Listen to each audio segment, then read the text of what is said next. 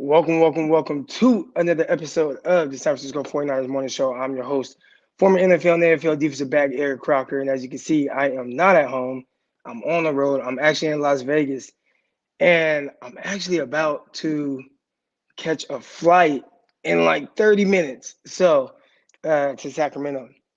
I appreciate everybody that's tuned in right now. I just kind of wanted to come on and rap with y'all about the 49ers win over the Atlanta Falcons, 31-13, I believe, and just kind of briefly go over some of the key things I thought happened in that game. Again, I have to I'm gonna have to fly in 30 minutes, so my mind might be scrambling just a little bit, not able to really focus on one thing. But I want to say, that was an awesome win by the San Francisco 49ers.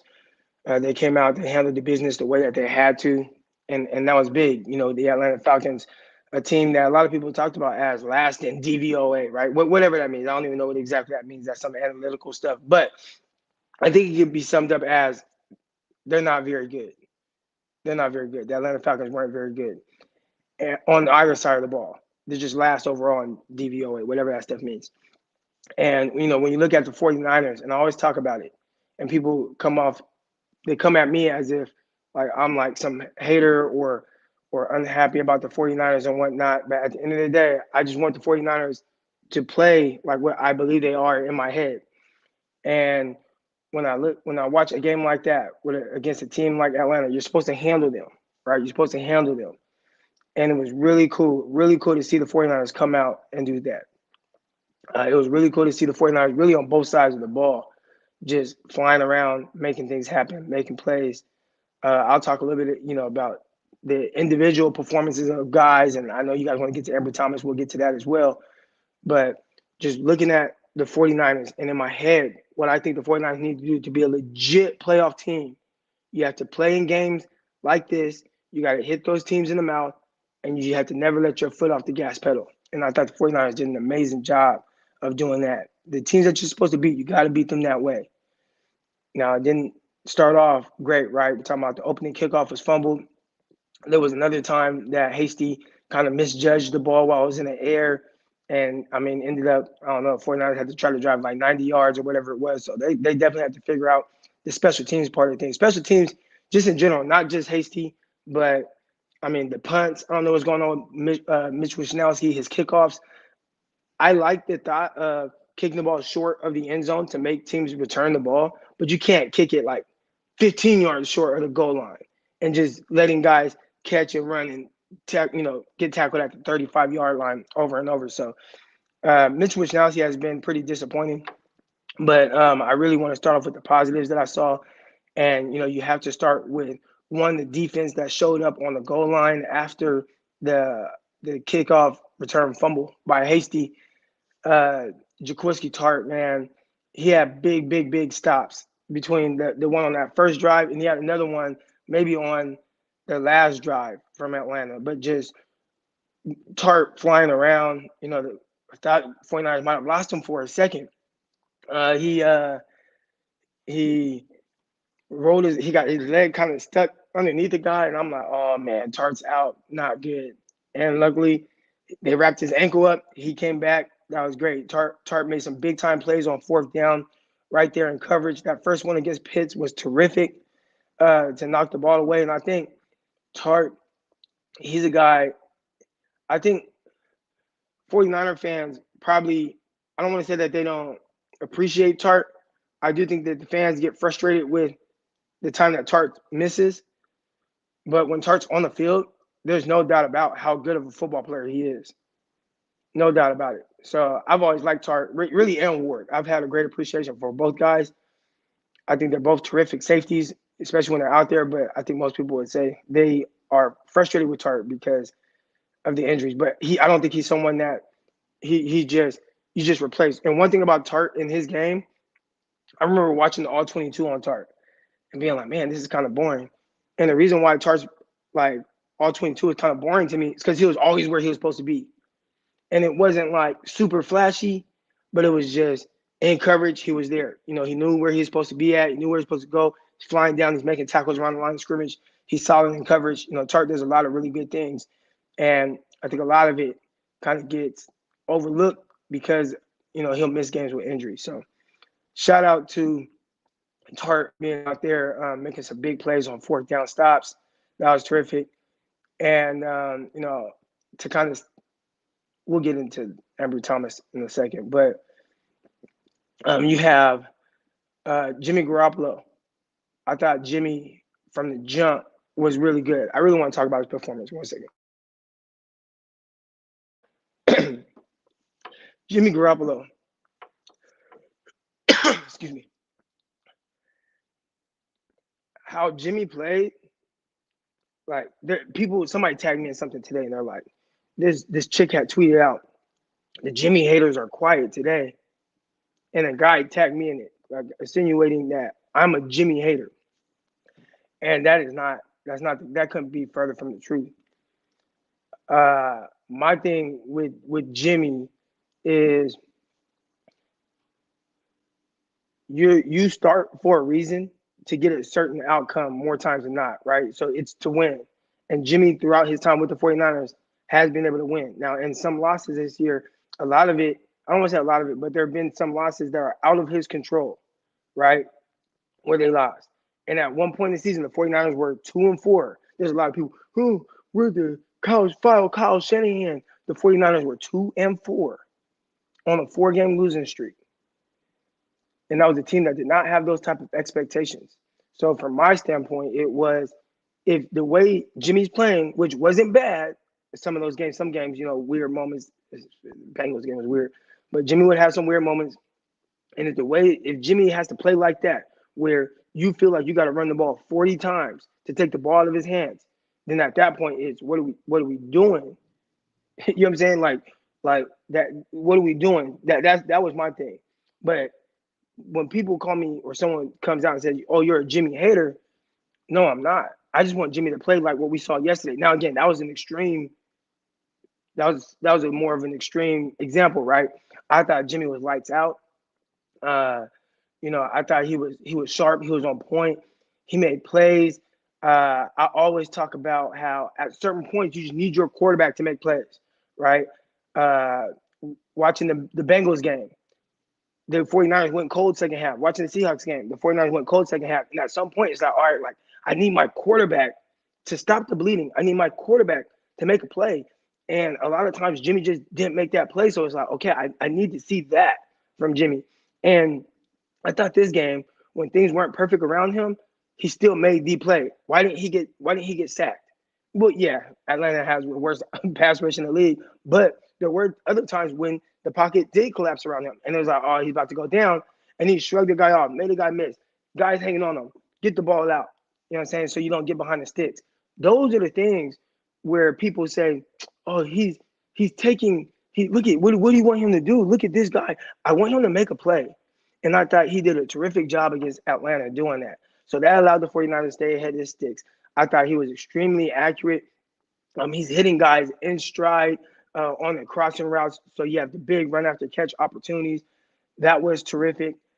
I thought Jimmy, if Jimmy plays like that, and that's the thing, we don't know if I don't know if he has that in the bag again. Obviously we'll see Thursday, but I know Jimmy is capable of playing like that. And I think Kyle Shanahan knows that Jimmy Garoppolo is capable of playing like that. And if he does, 49ers is going to be really tough to beat, whether it's regular season playoffs, no matter who they play. All right, so we need that version of Jimmy all the time. And I thought, and if we do, 49ers can go really far. That was really cool to see him play at that high of a level. And I think the people that are, I don't want to call them Jimmy truthers, but there's a lot of people that think that's always how Jimmy plays, and that's not the case. That's not the case. But he will have games like that. So, between that game and some of the other games we've seen in recent weeks, they were definitely different. And we need more of the Atlanta Jimmy Garoppolo if the 49ers want to take a big step forward. That's just what the 49ers are going to need. So it was awesome to see Jimmy Garoppolo play like that. I loved it. I know if Jimmy plays well, 49ers have a better chance to win. And ultimately, for me, that's what I want. I want 49ers. I want Jimmy Garoppolo to win. I want 49ers to win. And I think everybody wins in that situation. My guy Benjamin Albright said it. the 49ers win, and Jimmy looks like what he did, all that does is increase his trade value. So, that's not me saying that I want to kick Jimmy Garoppolo off the team or that I'm a hater. It just is what it is. 49ers drafted a quarterback number 3 overall. And, Jimmy Garoppolo, his days are numbered. But in the meantime, play well. Because if you do well, the team does well. And ultimately, the better he does, the more 49ers get back. So keep playing well, Jimmy Garoppolo. It was really exciting to see if he continues to play like that, 49ers can go really far. I won't be able to be on here for too much longer because, again, I got to hop on this flight. But I want to talk about the defense flying around. They did a terrific job, but clearly there was a weakness. And I want to make my thoughts on Ambry Thomas very clear. I think that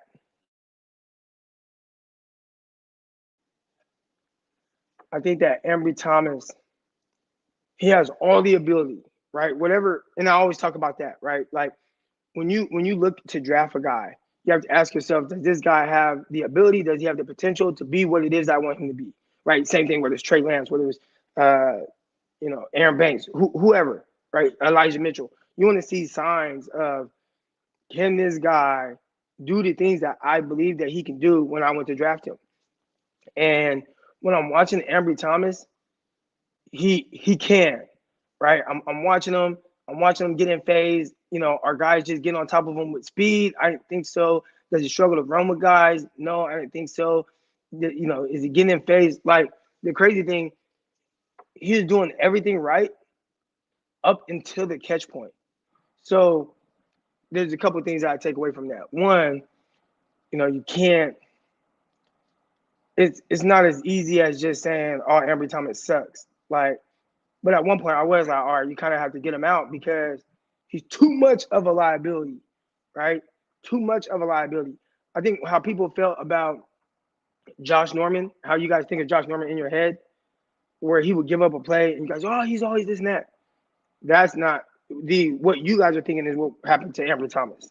That hasn't happened to Josh Norman at all. Nothing like that. So you watch Ambry Thomas, and again, I'm encouraged by his ability to be in position, to get in phase, to run with guys. From that standpoint, I don't have anything to worry about. So I think I'll use another example. Dante Pettis, right? Dante Pettis didn't pan out United.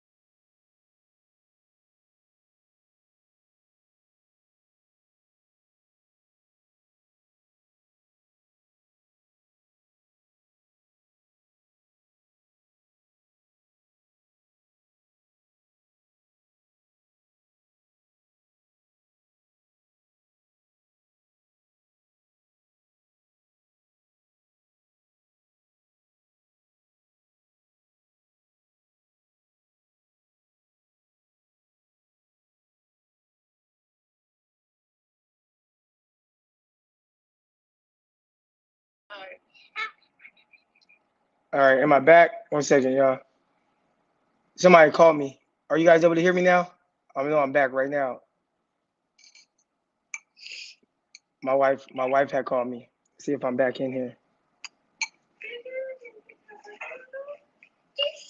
All right, I'm good now. All right, so my wife had called me, and it's like, call this one. But with Ambry Thomas, again, I know everybody's gonna get distracted by the result of the play, which is big. But I saw somebody earlier in the comments say Ambry Thomas is a year away. He's not a year away. Ambry Thomas is a play away. And what I mean by that is he's in position to make the play. Now he just has to finish. But how, again, and there's ups and downs with rookies. And I'll get to some of these super chats real quick I got in here. I appreciate my guy, Black Caesar. Black Caesar, there we go. Appreciate that, big dog. Ambry Thomas will be good over time. He needs to drink some milk and hit the gym. Mosley wasn't always good either. And look at him now. I think Mosley was always good. I think Mosley was always good, and Mosley is he definitely wasn't as physically capable as Ambry Thomas. Then built different. Mosley was built more slight. I think being stronger helps, and maybe that's something he'll work on to be able to finish better at the top of the routes. But I didn't see anything. I didn't see anything from an ability standpoint that was the issue with Ambry Thomas. Everything I saw from Ambry Thomas was just like, bro, you just got to make the play at the catch point. You just can't let guys dog you at the catch point. When the ball is in the air, this is me, and I can say this, like, I'm not just somebody that talks on Twitter about it, what I would have, did, could have, whatever. When the ball is in the air, for me, the ball, it was mine. That was the mindset every time. Did I get dogged a couple times throughout my career? I'm pretty sure. But when the ball is in the air, that's me. And that's the mindset. Oh, how dare they? How dare they throw the ball at me? Let me go get that. You know what I'm saying? 1 year in the Arena League, I had 11 interceptions. Like, the mindset was and you can watch some of my highlights if you type in Eric Crocker, TV highlights, whatever, and you'll see there's times I had to go up with guys 6'7". At the end of the day, I don't care how big you are. That don't matter to me. All that matters is the ball's in the air and that ball is mine. And right now with Ambry Thomas, it doesn't feel like he's going up with that same confidence. It don't feel like that. It feels like he's going up like, I think I'm gonna get it, but I might not get it, but I can get it. And then, oh damn, the other people make the play. And that's his issue. That's his issue. So let's compare him. Let's compare him to Spoon, right? And I see a lot of people riding with Witherspoon. Witherspoon, they're not it's not close. It is in the sense of the moments that y'all want to pick out in your head from Witherspoon. And Witherspoon never got targeted. He never got dogged like that multiple times in a game. So with Spoon, did he have issues sometimes at the catch point? Sure, but not to that extent. But y'all won't remember the times he did make plays on the ball. There'd be a game where Witherspoon was targeted matter of fact, let's talk about like the Vikings game, right? I remember a Vikings game early, what was it, 2019, I believe? No, when the 49ers played Vikings week 1? 2018. 2018, you know what I'm saying? People say stuff like this, Brad, this is not right. All right, so here's an example. 2018, 49ers played Vikings week 1. All right, Witherspoon was targeted 5 times. He gave up 1 catch. That 1 catch happened to be a touchdown. Down the left sideline to Stephon Diggs. Perfect ball over the shoulder. Spoon had his hand in there. Didn't get the ball out. He gives up that catch. He was targeted 4 other times in the game. Had multiple pass breakups. Had great positioning on bench routes. But nobody remembers those 4 other plays and the pass breakups that he had. But they remember that 1 play. And that's kind of how people view Witherspoon's career. They'll look at 1 play, maybe 2 that happened in the game, and be like, damn, Spoon's always doing this. And no, that was not the case with Witherspoon. It wasn't. I have plenty of threads and all type of stuff going through, like all targets over long stretches of games, and he'd give up a catch here and there. He, whatever. But Spoon was pretty good. Spoon was pretty good, but he gets a bad rap from 49er fans. Now, the Steelers are like, thank you. He got targeted in the first half yesterday. I watched him get targeted like 4 times, all incomplete, locking up receivers against Tennessee. But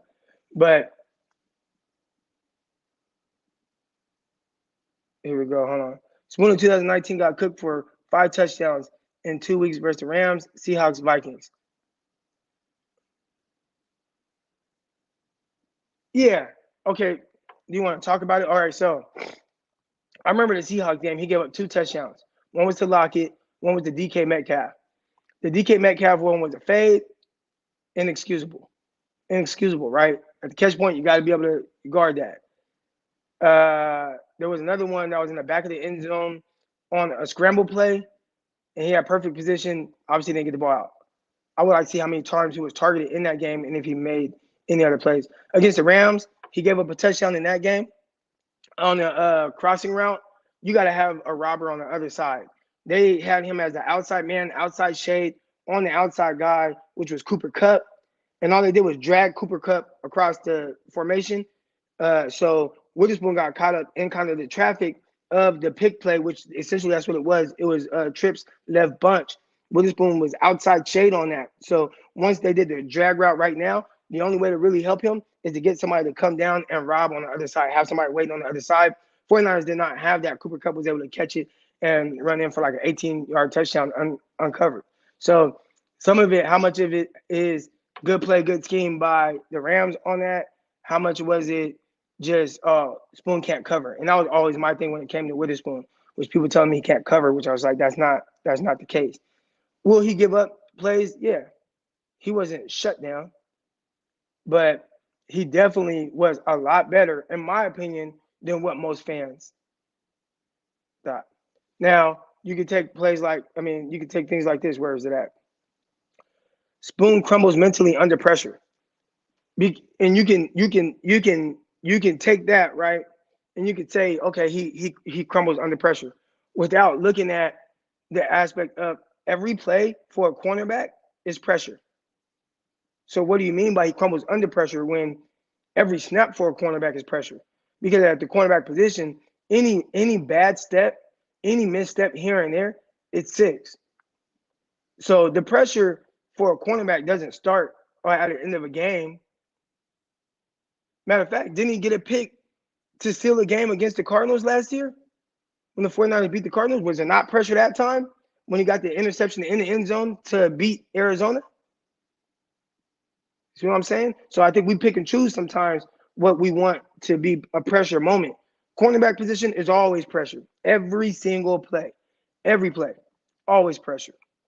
They're always capable of going up top on you.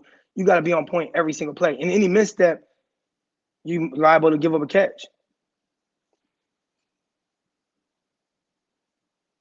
Here we go. Look at it.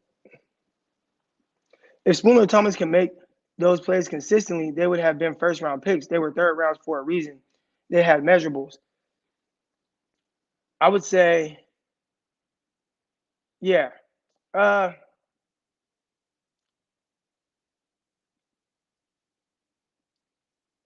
don't think it's that simple. That's like saying if DK Metcalf, if AJ Brown, if Debo Samuel, like they made plays consistently in college, they were all second-round picks. Debo, AJ Brown, Terry McLaurin, like they all did it. So sometimes with the draft, it's not as simple as that. I think there could be people that think you're a good football player. Is just where is this guy likely to go? And they listen to buzz, they listen to other draft nicks, guys like Mel Kiper. Where's this guy projected? And they go off of that to see when they can draft a guy. You know what I'm saying? If there's more buzz, hype around a guy, that can push a guy up a draft board. With Witherspoon coming out, which he was my corners in that class, my CB1 was Tre'Davious White. My CB2 was Kelly Witherspoon. So I think it just depends on how people see it. But when it comes to the cornerback position and you start talking about consistency, I think there's a couple of different things there.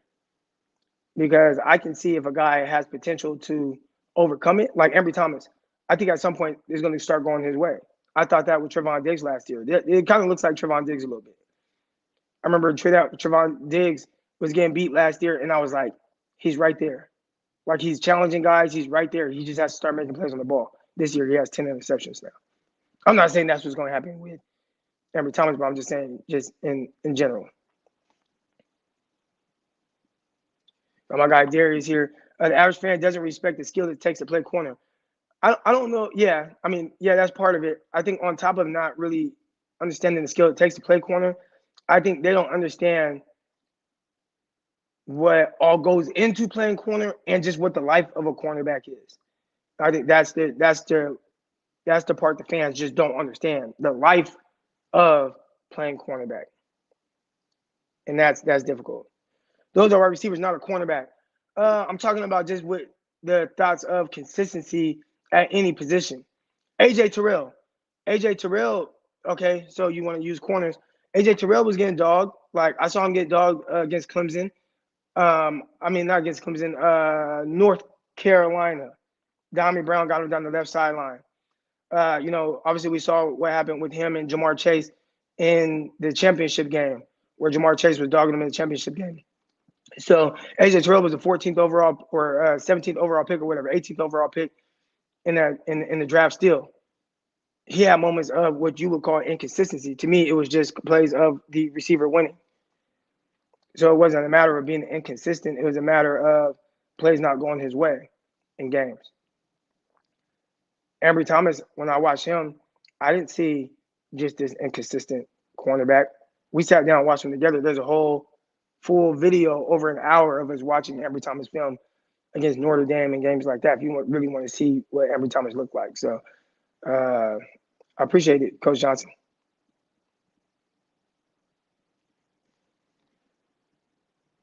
Yeah, he said, "Hey, Croc, you and Mike from Nothing But Niners remember Spoon much different than all of us."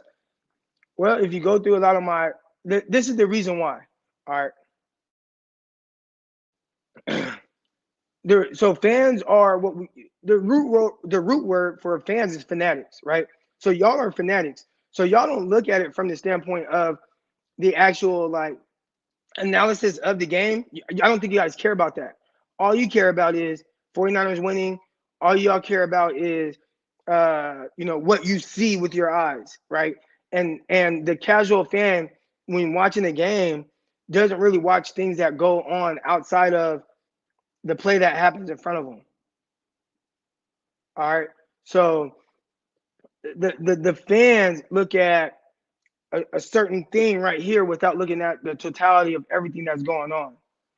So when I look at, or you say me and my guy Mike view Witherspoon different, is because, and maybe Mike has saw me, I'm looking at everything with Spoon. Y'all look at a play with Spoon. You know what I'm saying? Like I look at an entire game. You guys remember a play that sticks out to you. And that's not your fault. I'm saying that's just in general fans. Fans see and they take from little things what they want to take instead of looking at everything, the bigger scope of it. And I'm not to say that y'all are wrong. And I'm not to say that there weren't times when I would have pulled Spoon or whatever the case is. But what I'm saying is really when you look at it, I don't look at games. Okay, here's a perfect example. I don't look at, and I see my guy right here, it says big plays make small plays look like nothing. See, to me, there is never a small play. And that's the difference between how I view film and games and most fans. When I play football, I play in the NFL, when I play whatever it is, we do a grading scale. If you did what you're supposed to do on the play, you get a plus. If you did not do what you're supposed to do on the play, you get a minus. All right. And then you add that up over an entire game. How many pluses do you have? How many minuses do you have? I look at the games that way. So I don't look at one play and let that dictate how somebody played, in my opinion. I don't look at two plays and let that dictate how somebody played. I look at 70 plays or however many offensive or defensive plays were ran, and I look at that, and then I come with how did that player play? And the moments, right? If there's something that happens at the catch point or whatever, I look at that as a moment. Now, if it gets excessive with like what we saw from Ambry Thomas yesterday, where the Falcons were just like, all right, forget everything else. We're just gonna say hike and just throw deep balls on them, and we're gonna catch them. Then that's when I say there's probably an issue there, right? There's probably an issue with how if a team feels like they can say hike and just throw the ball up, and their guy's gonna come down with it and do it 1, 2, 3, 4, 5, 6, 7 times, whatever it was. Then that to me, that okay, there's an issue. If it happens on a touchdown on that one catch by Gage, and let's say it happens one more time, like all right, I probably won't. But if a team continues to do that and they continue to come down with the ball, then to me there's an issue. All right, but so I didn't really get into everything that I wanted to talk about today. As you know, most of you guys that were on here heard me say hard to understand, but enjoy learning. Yeah, I have to catch a flight, so I'm about to have to get off right now. I appreciate everybody's in here. If you like the show, hit the like button, subscribe button. I'm gonna try to go on maybe later tonight with for QB Monday or something like that when I get set up out in Stockton, California. But appreciate everybody. Hit the like button, subscribe button, all that good stuff. But yeah, man, with football, I want to use this. I want to use this moment to add context. Everybody gets paid, so I'm not down on Ambry Thomas, but at the end of the day, it is a business, and you have to start making plays. And since Ambry Thomas has been a 49er, he has not made the plays. So that's the issue. He has all the ability, though. And I don't think it's in the sense of he's 1 year away. I think he's a play away. Make a play. And if you start knocking the ball away, you start making those type of plays, then, the confidence goes up with him, and not just him, the fans as well. But you got to start making plays. Look at Trevon Diggs. Nobody in the NFL has given up more yards than Trevon Diggs. But he has 10 interceptions. So he's made some plays. So it's like, all right, Diggs is giving up the most yards, but y'all don't see that. Fans don't look at that. They don't look at the plays he gives up. They know he got 10 interceptions. So like, hey, I want that. You know what I'm saying? So appreciate everybody's in here right now. Much love to everybody that checked in for these 30 minutes. I gotta hop off. I gotta catch a flight. Hit the like button, hit the subscribe button. And hopefully I can come back on tonight. I want to get my guy Greg Pinelli on for QB Monday. But until next time, man, we are out, y'all. Peace.